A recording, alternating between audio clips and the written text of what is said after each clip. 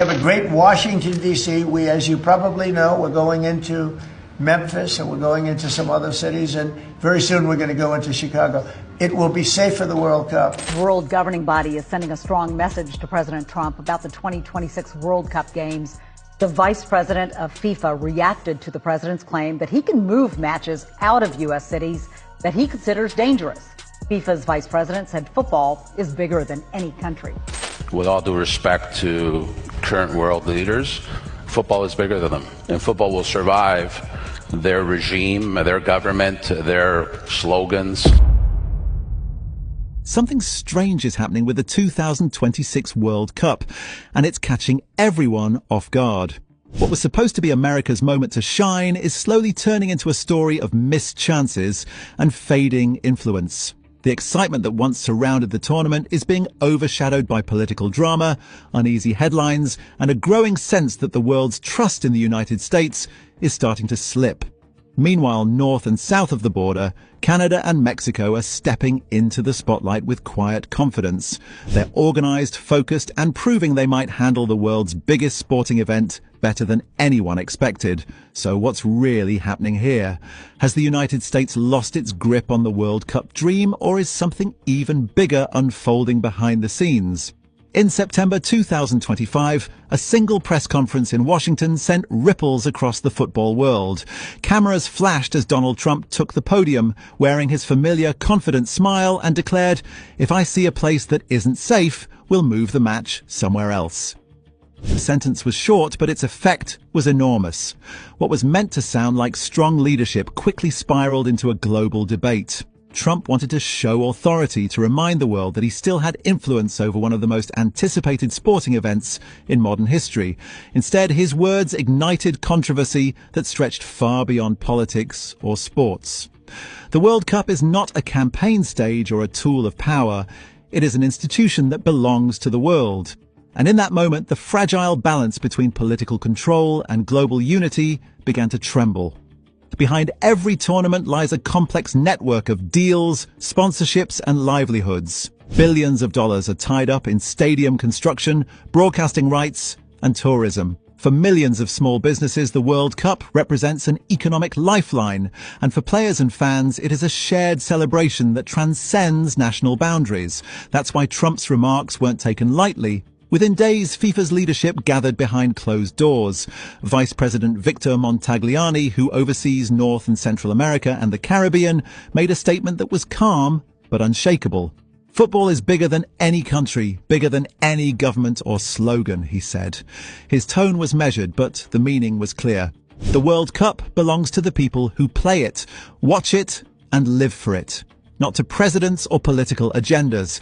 The message carried weight across continents, serving as both a reminder and a warning that FIFA's independence was not up for negotiation. Trump had touched a nerve. In trying to assert that the United States was still the center of global influence, he had unintentionally challenged an organization that has always prided itself on standing above politics. The agreements for the 2026 World Cup had been finalized years earlier. 16 cities across North America had already been selected, with billions invested in infrastructure, transportation, and security. Every host location was locked into insurance contracts, broadcast rights, and government-level guarantees. To move a match, as Trump suggested, would mean unraveling a web that had taken nearly a decade to build. The experts knew it couldn't happen, but the damage had already been done. Within hours of his remarks, global headlines questioned whether the United States was truly prepared to host the world's biggest sporting event. Behind the scenes, FIFA officials began to reassess contingency plans. No one spoke publicly, but the unease was obvious. Confidence in America's reliability was starting to fade. Canada and Mexico, the co-host nations, were suddenly being viewed as potential anchors in case instability continued to grow in the US. And when Trump went on to name cities like Chicago, Los Angeles, and Philadelphia as unsafe, the fallout deepened. Those same cities had been preparing to welcome millions of fans and billions in revenue. His comments didn't only cast doubt on security, they dealt a direct blow to the very image of America as a capable host. For FIFA, independence is sacred. No political leader, no matter how powerful, has the right to interfere with its operations. When reporters later asked Montagliani to respond to Trump's statements, his answer was brief and pointed. "If I had to react to every politician's words, I wouldn't have time to work," he said. "Presidents come and go, but the World Cup goes on." It was the kind of statement that didn't need to be loud to be heard. It echoed across boardrooms, newsrooms, and stadium construction sites. Football would continue, with or without America's full control. Back in 2018, when the United States, Canada, and Mexico won the joint bid to host the 2026 World Cup, it was celebrated as a symbol of unity. For the first time in history, 3 nations were coming together to host a single tournament. At the time, optimism filled the air. Trump, then the sitting president, had even signed a formal commitment to FIFA, promising that players, fans, and officials from every country would be welcomed with respect and fairness. That gesture reassured the world. A modern democratic America with advanced infrastructure and decades of experience in global events seemed like the perfect home for football's grandest stage. But 7 years later, that vision had begun to crumble.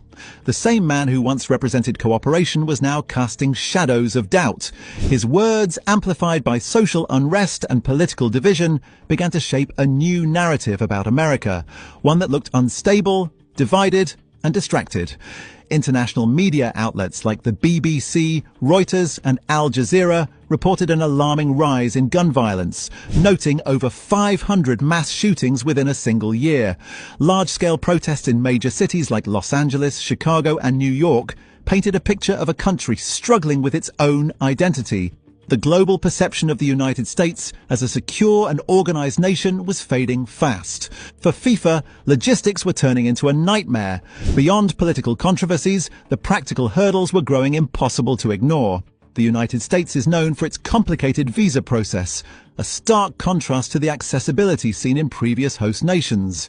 Countries like Russia and Qatar had simplified entry requirements for fans, often allowing access with only a ticket and a passport. But in the US, visitors faced lengthy interviews, financial documentation, and months-long waiting periods.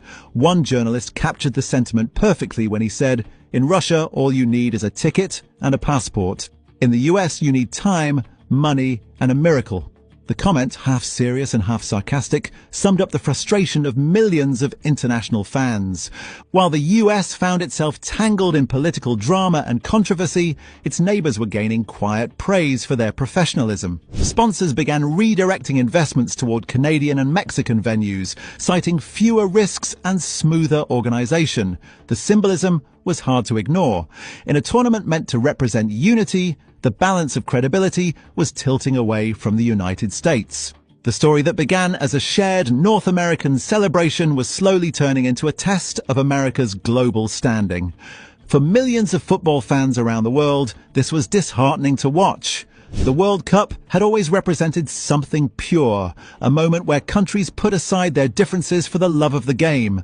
Yet in the build-up to 2026, that sense of global spirit felt threatened. America, a nation once admired for its confidence and openness, seemed caught in a struggle between political image and public trust. Moreover, growing tensions between politics and sports have taken center stage once again as President Donald Trump's remarks about the 2026 FIFA World Cup ripple through the international community. What began as a casual comment during a press conference quickly turned into a global headline. Speaking alongside Argentina's President Javier Milei at the White House, Trump suggested he might seek to remove World Cup matches from Boston, claiming that parts of the city had been taken over by unrest. The statement came as Boston prepared to host matches at Gillette Stadium in Foxborough, one of the United States' key World Cup venues. The president has no direct authority over FIFA's hosting decisions, yet his influence cannot be ignored. By publicly threatening to pressure FIFA into shifting matches, Trump once again placed himself at the center of an international event where politics and sport intertwine. When asked about ongoing disruptions in Boston and whether he planned to cooperate with the city's mayor, Michelle Wu, Trump's tone turned confrontational. He criticized her leadership and referred to her as radical left, linking the city's challenges to political failure. His remarks were fueled by a rise in so-called street takeovers, a phenomenon where crowds gather late at night to perform car stunts, activities that have recently escalated into violence. While these incidents are not politically driven, Trump's framing tied them to his broader narrative of urban disorder and leadership incompetence. If someone is doing a bad job and there are unsafe conditions, I would call Gianni Infantino, the head of FIFA, and say, "Let's move it to another location," he declared. This statement instantly sparked debate, not only about the safety of American cities, but also about how much sway Trump holds over FIFA's leadership. His close relationship with Infantino has been widely discussed, particularly as both men prepare for a tournament that will stretch across 16 host cities in the United States, Canada, and Mexico. Trump's comments weren't limited to Boston. He later mentioned that Los Angeles, which is scheduled to host the 2028 Olympic Games, could also lose its events if he deemed it unsafe. The suggestion sent shockwaves through the sports community, raising concerns about political interference and the precedent it could set for international tournaments held on US soil. A few days later, Trump expanded on his stance while addressing questions about the World Cup matches planned in Seattle and San Francisco. He described both cities as being run by radical left lunatics, suggesting that their leadership was incapable of ensuring public safety. 6 games are currently scheduled for Seattle's Lumen Field and another 6 for Levi's Stadium in Santa Clara, near San Francisco. Though Trump has no formal power over FIFA's logistics, his words carried weight because of his ongoing communication with Infantino. That statement highlighted the fine balance between FIFA's autonomy and its dependence on local and national governments for security. While Trump's threats appeared politically charged, FIFA acknowledged that any serious safety concerns would inevitably involve consultation with US authorities. The underlying question, however, remains whether Trump's influence over Infantino could pressure the organization into relocating matches, even without legitimate safety issues. However, not everyone within FIFA has responded favorably. Vice President Victor Montagliani made a point of clarifying that decisions about host cities remain firmly under FIFA's control. Speaking at a conference in London, he emphasized that football operates independently of political regimes and will outlast them. His comment, measured yet pointed, was widely interpreted as a response to Trump's statements. It reflected a sentiment shared by many within the organization who worry about political interference overshadowing the tournament's preparation. Despite the growing tension, FIFA maintains confidence in all 16 host cities across the United States, Canada, and Mexico. Internal reports suggest no logistical or safety issues that would justify relocation. The governing body continues to prepare for a tournament that will mark a new era in football history, the first to feature 48 teams across 3 nations. But with the political atmosphere in the US becoming increasingly volatile, uncertainty lingers in the background. Meanwhile, the International Olympic Committee weighed in following Trump's remarks about the 2028 Games. In a rare joint statement, it reaffirmed full confidence in Los Angeles as the host city, emphasizing the unified support of the US president, California's governor, and the city's mayor. All of them are being extremely helpful in the preparations for these games, the IOC said, noting that with 3 years remaining, everything was on track for a successful event.